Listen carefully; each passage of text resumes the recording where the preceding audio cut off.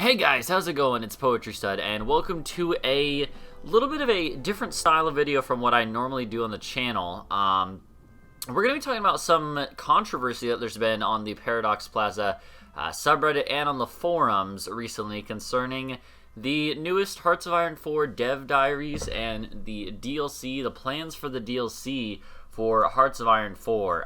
So this is not going to have any gameplay in it. It might have tiny slices of it, gameplay, but to illustrate points. But for the most part, this is going to be just talking. This is an opinion video.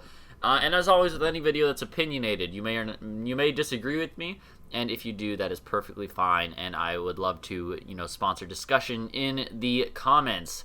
So feel free to comment below with your opinion. I also just want to say that I still love Hearts of Iron 4, so I will be criticizing some aspects of the development of the game and stuff, and the game itself, but I will not, but I absolutely love this game. It's one of my top games of the year. I already have about 4 times as many hours in this game as I do in Hearts of Iron 3, I think, so it should be, fairly obvious that I do really like the game, and I will be playing more of it in the future.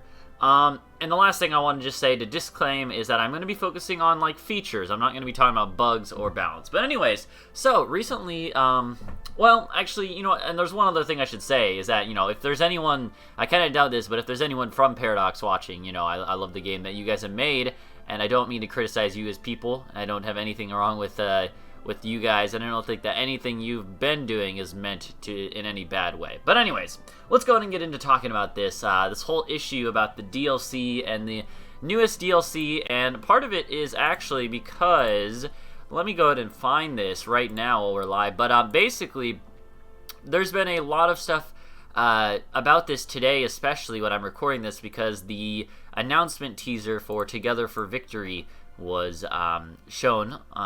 Paradox released that, and so we know the name of this expansion, this DLC, and there's been a lot of controversy since the first dev diary came out about a week ago regarding this, and especially the blocking of a few features behind what some people would call a paywall. And in particular, the blitz feature, where there's a new type of order for your armies, where you're able to use blitz commands, where they only focus on reaching their objectives. They focus a lot less about holding the line, balancing it out, other stuff like that. And it's a really cool addition to the game. It's a very cool addition that kind of is reminiscent of what happened at places like the Battle of the Bulge. The Germans tried to punch through the line by pushing in with a blitz, and eventually it ended with failure, but you could use it for success in some situations, I'm sure. Regardless, it's a cool feature that has a lot of potential, and a lot of people were upset by the fact that this is going to be gated behind the paywall. This is going to be part of the DLC and not of the next free patch for 1.3. So there was a lot of dissension about this. A lot of people on the forums were up in arms about this, and there wasn't really a response from Paradox regarding this, which is probably good PR if I'm being honest, but it's not good to incite a rebellion, like in EU4 you would do. No, I'm just kidding. But anyways, yeah, so then recently, this week, then there was in today's dev diary, I'm recording this on Wednesday the 19th, the Lend-Lease feature was announced, or not the feature's in the game, but basically people are upset because basically they're going to be fixing the Lend-Lease, making it so that you can request Lend-Lease if you are a nation, and presumably that the AI can use this as well. The AI will be able to request the Lend-Lease from the player, and this is a bit of a issue for some people because they view this to be a major component of the game that's already in the game, and that this is just fixing it and making it actually useful. And some people believe that should not be the case. You should actually have this be a free feature as well.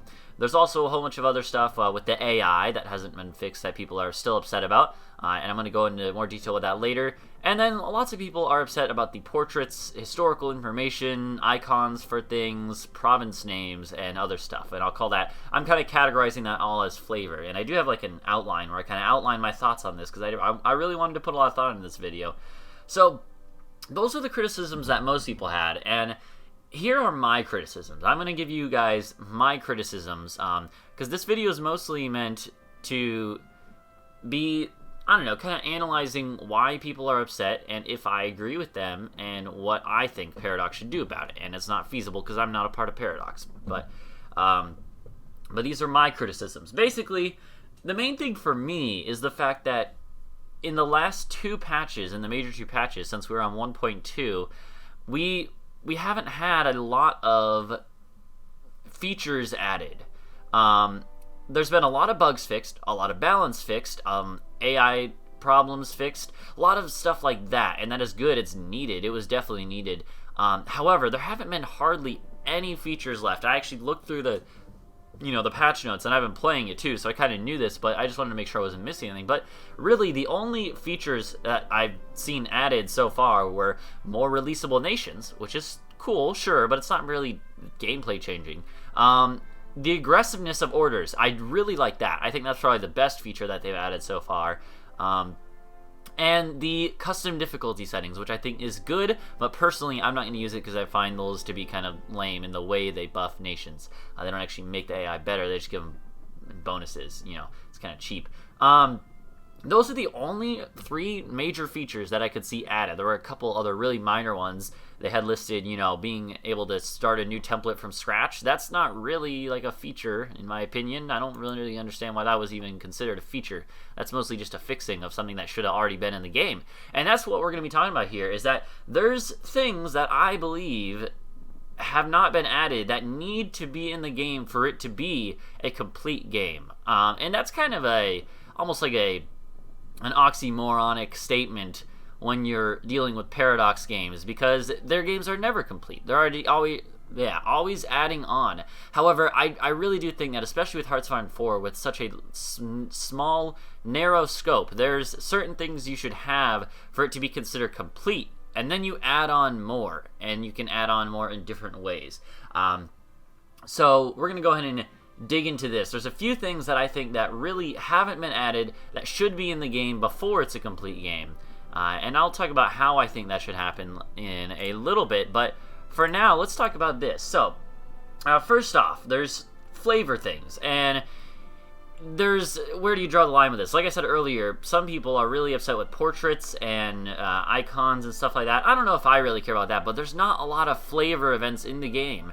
In EU4, there's plenty of memes and jokes in the community, in-jokes, talking about events, like a specific event that stands out. For instance, Comet Sighted in EU4, or let's see, CK2. What's one of the CK2? I don't play CK2 enough, but there's these events that stand out. There's not really any at all events of that type in Hearts of Iron 4. The only events they have are like the pilot shot down thing, the ace pilot shot down, yada yada, and then the scripted ones, like the Olympics and stuff like that, and Amelia Earhart. But those don't really affect the game, if any. The ones that do affect it are very minor. The Amelia Earhart one is the one I can think of that affects it the most, and still, it's very minor. They should add flavor events like there were in Hearts of Iron 3, in my opinion, like ones that give you plus 10% IC in Hearts of Iron 3 for like a month or a week or whatever it was. And then, it's a nice little flavor thing that kind of randomizes small things, Anyway, so that's one thing. But the flavor, again, is something that maybe is a little more controversial. So here's some of the ones that I think are really, really important that should be added before the game is considered complete and they can start really adding expansions. So stuff like the blitz order that they are developing right now.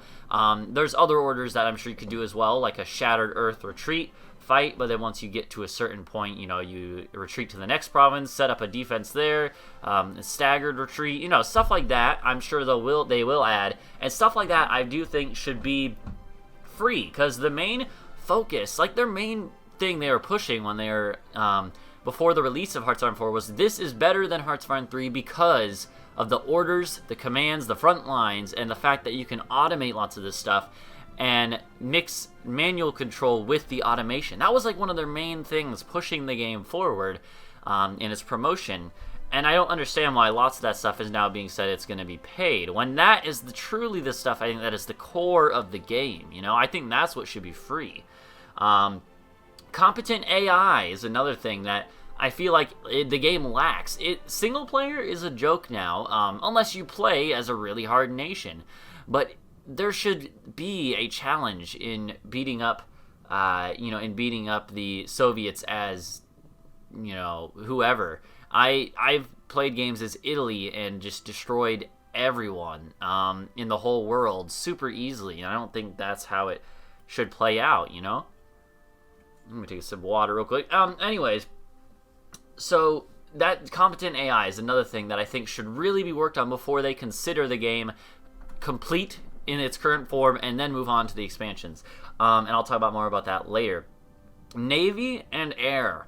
Both Navy and Air are really, really shallow right now, honestly. Convoy raiding, convoy escort, even search and destroy, all those things seem to do nothing. They, especially like the convoy escort, I've so many times been doing naval invasions and have like 99% naval supremacy. They have 10 boats, I have 300, and they're able to intercept my convoys and sink them before my navy can get into position. Like, it's a little bit ridiculous that stuff like that doesn't even work. Air, there's nothing wrong with Air, I would say, in the current state of the game, except for the fact that it's very shallow. It's just whoever has more planes and modified by small bonuses. I've kind of messed around with certain things and had planes that are much higher quality, like the jet planes 2 versus mostly enemy regular fighters, and it's like maybe a 10% difference in the casualties. It's impossible to really be tactical. It's basically just a number game, which is a criticism of lots of Paradox's games in general. But I feel like, especially with air combat, it should be much more based on technology and in the technological advancements. And lastly, that leads right into the last thing I think that should really be fleshed out for the base game, which is technology. I think that technology should be more unique. It should not just be every nation has the same exact tree, but with different names and slightly different stats on those on the nations that do have unique models. There should really be a difference between a what is it? I guess a Panzer IV and an M4, there should be differences instead of it just being the same year that you get these, the same general cost and everything like that. It should be more unique. So those are the things that I think should be added to the game before it's considered quote unquote complete, and that's going to be controversial. There's probably going to be people that disagree with me, but that's, in my opinion, are some of the core mechanics of the game. And so I just want to recognize that I know that Paradox has a very interesting and pretty cool in its uniqueness system of developing their games over a 2 or 3 year period. It's a modular system, and what I mean by this is that you can have some, but not all of them, at least with their recent games. Yeah, you can have, some of the DLC and kind of opt out of buying some of the less important ones. So that's something to keep in mind, is that since it's modular, it's much more spread out. And because of this, as far as finances, they expect to sell so many copies of each expansion to support the development of the game, and that kind of determines how long the game will get support for, which is a major part of this. So it is hard to kind of figure out how do you do the system. And like I said before, if there's anyone from Paradox watching this video, which is a possibility, I have a lot of respect for you guys, and I don't know the ins and outs of your guys' company, so I'm not gonna sit here and criticize you guys all day. But I think that there is sort of a consensus in the community that I do think should be brought up to Paradox, and hopefully those of you watching that would consider yourself part of the community can put in your input, and I'm curious to see, So the last thing is, the last part of this video is I want to talk about possible solutions, suggestions I've seen. I've talked about this with some of my other gamer buddies who play these games. Some of them have played it more than me, and I've asked their opinions about what Paradox should do that would make everyone happy, regardless of whether or not they can do it. This is what people have said. And then I'm going to talk about my thoughts on that and what I think should be done to balance the needs of the community with the needs of Paradox, So one solution was to have the next patch be a free patch. And possibly the patch after that, some people have said. I think that would solve lots of the problems. I do, but I don't think it's super feasible from Paradox's side of things. Paradox already has this planned out, at least now. I think it's a little too late for that. regardless of whether or not it's good or bad. I think it is kind of locked in that this next expansion is going to be a paid one for the patch, along with the patch. It's not like the whole patch is paid, but you know, I think it's kind of and they said that when they started the post-release development of the game, when they continued fixing the bugs, they said we're gonna have 2 big bug patches, or you know, big patches, and then we're gonna start adding things. And my main criticism for Paradox at this point in time is that the fact that I mentioned earlier, the fact that there hasn't been that much added to the game in those 2 patches. Yeah, you took 2 patches to fix things that were bad, but you haven't really added things to bring it up to par, to bring it up to a complete level, I would say. And that's why I think a lot of people are upset, is because they figured, you know, oh, you know, they're gonna have, after the release of the game, I think a lot of people are like, okay, well, they said they're gonna have 2 patches, so they're probably gonna add in lots of these features that are lacking. And then instead, lots of them are paid, and I think a lot of people are upset about that. And hopefully I'm explaining this succinctly, but another option would be to make focus trees and similar things, and I put that down here in my outline, but similar things meaning like stuff that adds but is not essential, like portraits and other cosmetics, which is normally in like EU4, a whole separate pack. But even beyond that, like maybe icons for units and other things like that. Things that are more aesthetic, but the focus trees, they do affect gameplay, but I think they're almost like, you know, in Civ, buying a nation pack, or a Civ pack, so that you can play as more civilizations. Or in CK2, buying the Old Gods pack so that you can play as a Viking nation. That's what a focus tree is kind of like. And I think that is a good way to have DLC be formatted for this game. And so that's another suggestion lots of people have had. And that one's not perfect either, because otherwise, what else are you going to add after you do focus trees for all the major miners, you know, the more important miner nations? What are you going to do after that point? Well, you know, that's a good question. So basically, here's my opinion. My opinion is that for the next 1 or 2 patches, the game, like the development of the game, should be focused on making the base game up to what most people want to see for a complete Hearts of Iron 4. In other words, what most people think should have been in the game on release. And that, I think, includes like the blitz feature and other features like the Lend-Lease agreement, fleshing that out, more diplomacy options possibly, other things like that, I think, and other options for orders too that people think should have been, you know, should be in the game as it is. And especially, again, making the AI actually competent. So I think, in my opinion, I think that the focus for the next patch, for 1.3 and 1.4 possibly, I think the focus on those patches should be make the game complete and add those features for free. And then after that, then you focus on making major expansions. Maybe then you make an expansion focused on espionage and intelligence.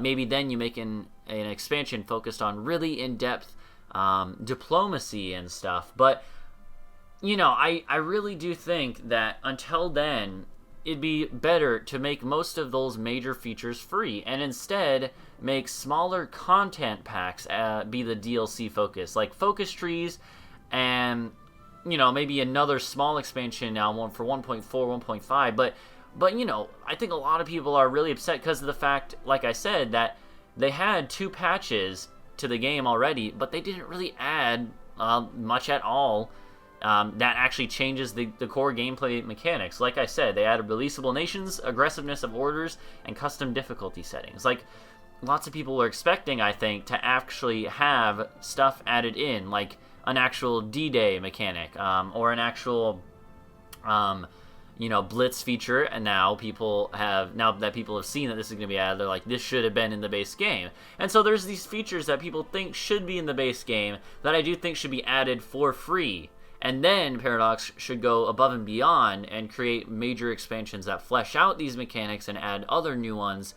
Like maybe the D-Day one, it would be a good example of maybe something that could be its own expansion. Focus heavily on naval invasions, naval landings, amphibious assaults and stuff like this. Focus on that for a whole expansion. But don't make stuff like the Blitz feature be paid, in my opinion.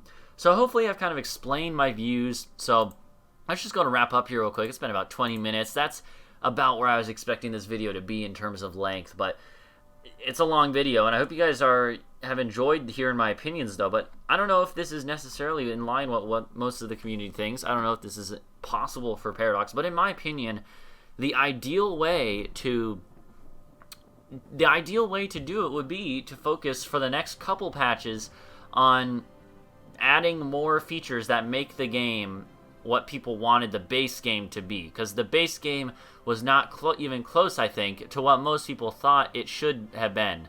And obviously, it's a modular process for Paradox, but there still should be this sort of level of this base level of competency that the game should have when you look at it as a base game product, instead of regarding it as the base game plus whatever expansions come out. The base game should have these features in it so that new players can get the game and be like, oh, this is a really complete game, and now I'll get DLC to add even more cool stuff. You know, I think that would be a really good way to go about it. I don't think that the first two patches have added nearly enough. They've fixed things, sure, but they haven't added things to get it up to that point. Like, let's say the game was at a 70% completion. I think it's more than that, honestly. It's a very fun game, like I said. I really like it. But let's just say, as an example, that the game was at 80% completion, something like that. They've, you know, it's 80% with a lot of bugs and a lot of problems. They've fixed a lot of stuff and added some stuff, but yeah, they fixed it, and so it's a much better game, but it's only gone up to maybe 85%. It's 85% with a lot more polish, but it's still only 85% complete, and people want to see that other 10-15% to be added on before they really start pumping out DLC. People want to see that, as well as the polish, to be added, and then they'll be willing to buy DLC that'll make it 110% of what it is right now, or, you know, what it could be if it was a complete game. You know, I think lots of people think that it's not complete, so they should focus on completing it and then expand upon that. And I think that's what a lot of people think. That's what I personally believe, although I know that it's not feasible to make 1.3 a free patch. I know that's not feasible, but I think there's better ways to go about it than making the Blitz feature paid. But anyways, I hope this video was genuine enough. I really do mean all these things I've said. I have nothing but respect for Paradox. You know, I think that Paradox's games are great, and if there is anyone watching, I'm not trying to insult anyone. I'm not trying to insult anyone on the development team. I think that you guys have made a great game. I just have some criticisms with the way that the development has been chosen to go down, the path that has been chosen to go down. And I think that I'm just trying to, basically, I just wanted to voice some of my concerns that a lot of other people in the community have also had as their concern. So hopefully that seems genuine enough and not rude. I don't mean to be rude, but those are my opinions. Please tell me what you guys think in the comments.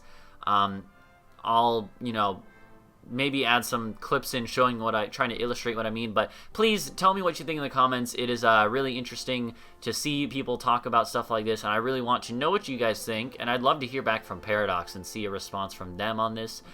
Either way, thank you guys for watching. Please leave a like and subscribe for more. If you don't know, just for anyone new to my channel that might have made it this far in the video, I do a lot of Paradox's games on my channel, so I love their stuff. Either way, thank you for watching, and I will see you guys in the next video of whatever I do. So until then, goodbye.